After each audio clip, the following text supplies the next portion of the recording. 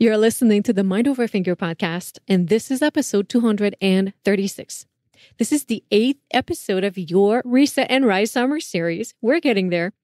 This kicks off the final part of our arc, clarity and momentum.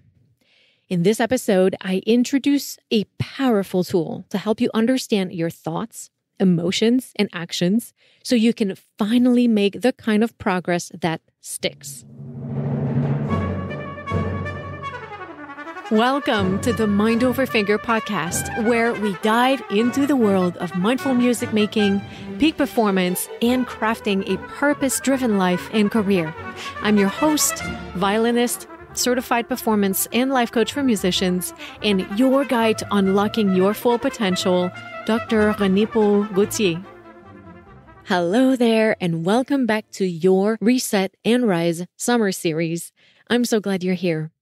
This episode is part of a special 10-episode journey I created just for you this summer to help you reignite your spark, rethink your practice, and show up with more clarity, confidence, and joy. Each episode builds on the last, so if you're just joining us, feel free to hop back to episode 229 and catch up. The series follows a clear arc. We start with reigniting your joy and connection to music. Then we move into mindset tools like alignment, patience, and self-compassion to bring more ease and clarity to your work. After that, we clear away hidden obstacles. And finally, we wrap up with powerful tools to help you manage your mind and build real momentum. And if you're ready to go even deeper, check out my course, Practicing for Peak Performance. It's your full blueprint for performance success. And when you join this summer, you're going to get my Performance Anxiety Solution course for free. All the details are at mindoverfinger.com, and the link is in the show notes. All right, ready to reset and rise? Let's dive in.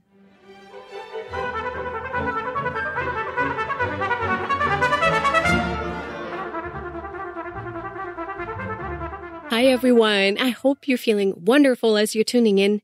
Today, I have a very special episode for you, and definitely one that's very meaningful for me. Throughout these past 4.5 seasons, my guests and I have shared with you many strategies and tips and tricks, and we've covered a lot of the basics on how to practice, how to organize your practice, how to bring more joy and efficiency in your work, different ways to practice for performance, what a life in the classical music field looks like, and much more. And now, with all that background and with the new year around the corner, we're ready for the next phase on the Mind Over Finger podcast. We're going to dive in and get to a much deeper level, and I could not be more excited for the months ahead. Today's episode is the first of 3 shows where I'm going to share with you the basic elements of the coaching tool that has brought so much clarity and transformation in my life, and that has helped my clients get so many wonderful results. It's a beautifully simple, elegant, and extremely powerful way for us to understand everything about our lives, why we feel the way we feel, why we do the things we do, and why we get the results we get. This tool works for everyone and everything, and you'll find that it can have a positive impact on the way you practice, how you perform, and, of course, in the context of your everyday life.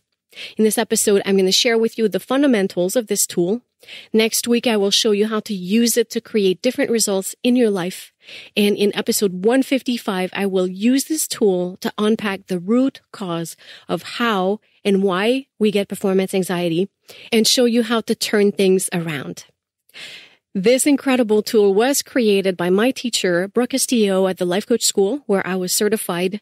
And that's the main tool we use for ourselves and our clients to observe our amazing brain. It's called the self-coaching model, but we often refer to it simply as the model. And by the way, if you want more information on Brooke Castillo, her work, the Life Coach School, if you want to catch her fantastic podcast, or you want to learn more about the model, head over to thelifecoachschool.com.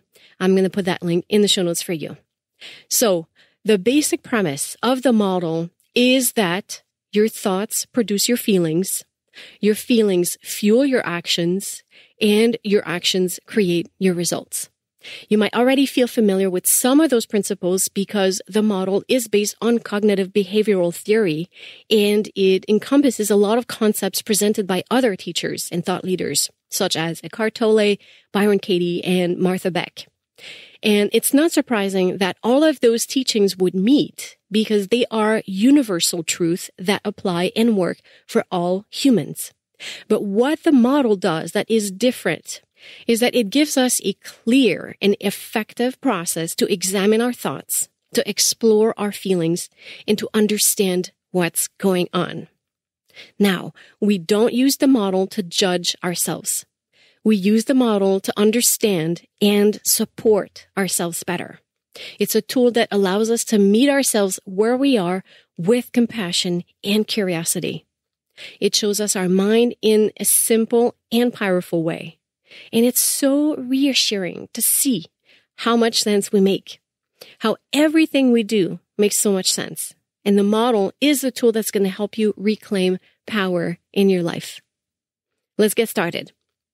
If it's possible for you and you're in a place where you can write, get a piece of paper and write down the left side of your paper the letters C, T, F, A, R, one on top of another.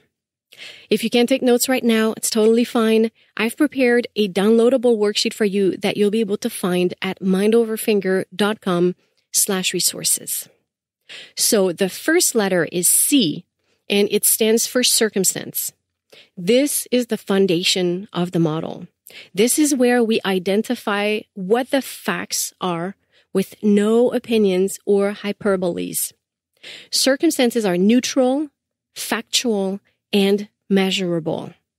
One way that Brooke explains it is that circumstances can be proven in a court of law. Everybody can agree on them. Things that happen in your past are circumstances. Other people are also circumstances, but only the things they do or the things they say, not your interpretation of those things. Example of circumstances would be it's 75 degrees and sunny outside. The meeting starts at 8 p.m. The tuner shows my F sharp is too sharp. Or John said you came in late for this entrance. Notice how all of those things are factual. They can be measured or they happened in the past. Notice also in that last one, John said you came in late for this entrance. Those are the words he said, nothing more. How important this distinction is going to make a lot more sense as we get into this next line, which is the T line. T stands for thoughts. Thoughts are the sentences in our brain. It's the meaning our brain gives to the circumstances in our lives. And our brain offers these thoughts without us being really aware most of the time. They come from our conditioning, how we were brought up, our education, or simply out of habit. We think thoughts because we've always thought them. And being able to understand the difference between thoughts and circumstances is where so much beautiful work happens and where so much clarity is unleashed. I'm going to give you some examples here. Let's say it's raining outside. What's factual and circumstantial here is that there is water falling from the sky. Whether rain is good or bad, well, that depends on what your thoughts about it are. But the fact that it's raining in itself is absolutely neutral. If you're a bride and it's your wedding day, you might have some negative thoughts about the rain. You might think it's a terrible weather. But if you're a farmer and it's been really dry lately and your crops and your animals are struggling, well, watching those droplets fall might be the best thing you've seen all week. So to you, it's absolutely perfect weather. Let's get back to our friend John, who said that you came in late for that entrance. The words he said are neutral until you have a thought about it. Maybe you suspect he's right and you're open to the discussion that will come out of this. But maybe you think he just has it in for you, and then what's going to happen after that will be very different. Here's another example that relates to the musical field. Let's say you're rehearsing a piece that you've never played before with an orchestra. The tempo marking says 144, and that's what you practiced. But the conductor takes it way faster, let's say around 160. and you're having a really hard time keeping up. Your thoughts about this could be that the conductor is a moron, it's way too fast, that they're not respecting the composer's wishes, etc., etc. But for someone who's played the piece a million times and feels super comfortable with it, they might find that this is an exciting tempo and a fresh perspective on the piece, and that this conductor is not afraid to take risks. The fact that the piece is being played at 160 is completely neutral. It's neither fast nor slow until a human has a thought about it. Now, where this really comes to life is in the next line, the F line, which stands for feeling. Feeling in this context is the vibration that goes through your body when you think a thought. And that's the mind-blowing part about it. Those feelings, those emotions are not coming from the circumstances. You're not feeling sad or happy or frustrated or excited because of what has happened in your life, because of what someone else did to you, or because of something they said to you. Those things are neutral until you have a thought about it, and it's that thought that's causing your feeling. And we know that this is true because if it weren't, human beings would agree on everything and share the same opinions all the time. But we don't, because we have different thoughts about the circumstances in the world. Let's go back to that last example. The circumstance in that example is the tempo is marked as 144 and it's being played at 160. You might feel overwhelmed and stressed about that speed. Your colleague might be completely excited. Your negative feeling and your colleague's positive feeling about the circumstance are not caused by the tempo itself. It's caused by your respective thoughts about it. Let me give you another example that I think we can all relate to. Imagine that you're practicing in a practice room in a music school or a music building of some sort. Things are going well. You feel amazing, sort of coming out easily, and you're really enjoying yourself. But all of a sudden, you think you hear a voice or a noise, and you start to believe that maybe there's someone outside listening. Maybe it's a colleague, maybe it's your teacher, and you start to think about how they might be standing there judging you. What happens then? Well, I don't know for you, but for me, all of a sudden, things might feel completely different. If you think someone might be standing there listening in, and your predominant thought is, they're judging me, you might feel tense or nervous. And let me use this example to get us into the A line, the action line, because feelings, emotions, fuel all our actions, our reactions, and our inaction. Let's get back to our example and think about the things that you do when you're feeling tense because you're thinking that someone is there judging you. Maybe you become hyper-aware, your inner critic might come out raging, your thoughts feel like they're spiraling out of control, you're no longer carefree, your body stiffens up, your breathing becomes shallow, maybe you stop practicing altogether. You know the drill, right? Does that sound familiar? Things took a turn for the worse. But hear me out. It's not because someone's standing outside. Actually, for all you know, there might be nobody there. You're feeling tense because you're thinking that there could be someone there and that they're probably judging you. Then, from feeling tense, you acted and reacted. Does that make sense? Now we get to this final line, the R line or result line. Unsurprisingly, those actions, reactions, or inactions create the results you have in your life. In this specific case, the result might be that your practice ended up not being so great, and I hope that you can see the relationship between all the elements of the model and how they interact to create that result for you. So again, the process is a neutral circumstance exists. Then we have a thought about that circumstance. That thought causes a feeling. That feeling drives an action, a reaction, or inaction. And those actions, reactions, or inactions create a result in our life. I'll offer one more example. I think that's one you might relate to as well. You had planned to practice, but you're procrastinating instead. I hear this one from so many of you. And then you use that to judge yourself and make things even worse. By investigating what's happening, you can get some clarity on why it's happening and invite more compassion and understanding in your life. Let's put that in a model. On a piece of paper, write CTFAR vertically on the left side.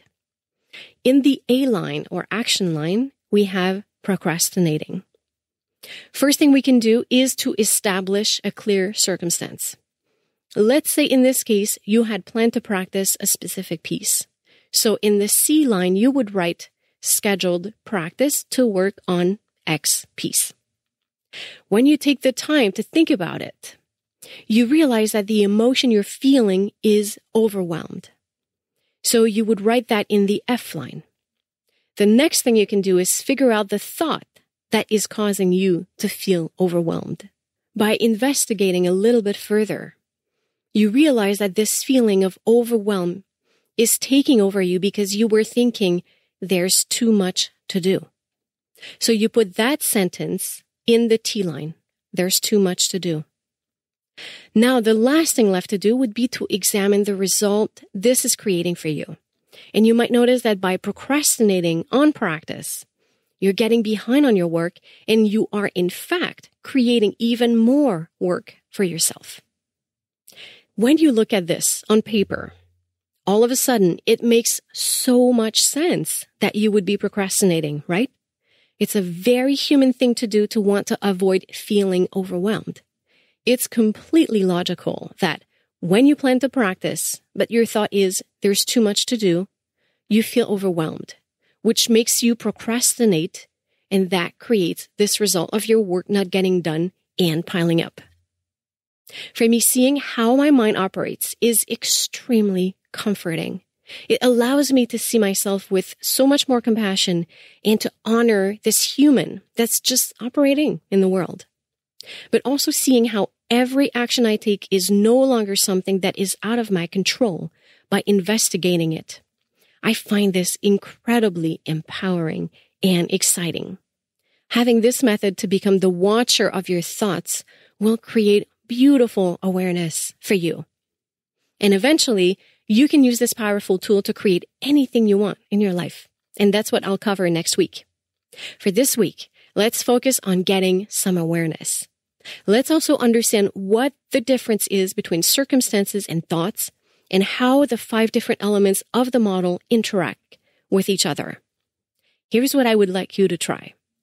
Whenever there's an emotion you'd like to investigate, or there's something that you're doing and you'd like to understand the motivation behind your action, or maybe there's a result you're getting that you're not satisfied with and you'd love to figure out what happened. Or maybe there's a thought that keeps floating in your mind and you're curious to see what effect it's having on your life. Whenever any of those things are happening and you feel a desire to explore, build a model. What is first helpful to do is to grab a pen and paper or grab your free worksheet at mindoverfinger.com/resources and take a minute or two to write what we call a thought download.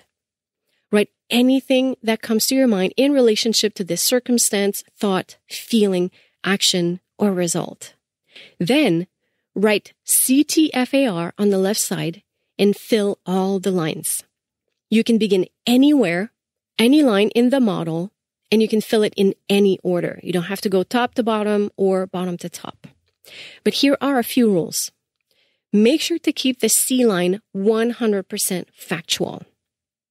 Also, you can create as many models as you want from one circumstance, but explore only one thought or one feeling at a time. And, more importantly, throughout this entire process, remember to be extremely self-compassionate. And here are some questions that can help you to build your model. What are the absolute facts of the circumstance? What am I thinking about this circumstance? How do I feel when I think that? What do I do when I feel this way? What results are my actions creating? What am I thinking that's causing the emotion and feeling right now? What actions am I taking that create these results that I have? What feeling is triggering those actions? And so on and so forth. I think you can easily extrapolate from here. There are a few more stipulations and many more nuances that I'll be mentioning to you in upcoming episodes and in the months to come. But I think that's enough for now. It's definitely enough to have some fun and come up with some powerful insight. So this is what I have for you this week. I hope you have a great time exploring the self-coaching model. Much love going your way, and à bientôt.